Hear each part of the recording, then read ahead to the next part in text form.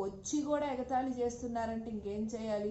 యజమానుడికి పనివాడు ఎప్పుడు దాసుడే అవుతాడు కానీ యజమానుడు అవడు. వాళ్ళు కూడా వచ్చి హేళన చేస్తూ, భార్య అయితే ఏకంగా వచ్చి చనిపో అంటదండి.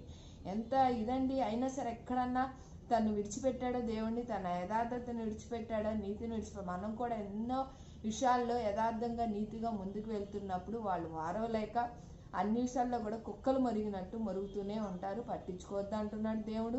ఎందుకంటే ఈ మాట ఏనుగెళ్తుంటే కుక్కలు మరుగుతే పట్టించుకోవద్దని చాలాసార్లు వింటూ ఉంటాం కదండి.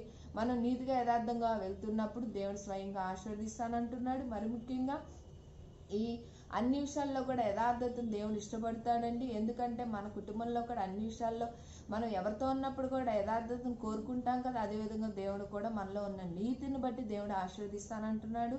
అన్ని విషయాల్లో కూడా ఎక్కడ మీకు అవమానపరుస్తున్నారు అక్కడ రెట్టింపు ఘనతనిస్తానంటున్నాడు. మరి ముఖ్యంగా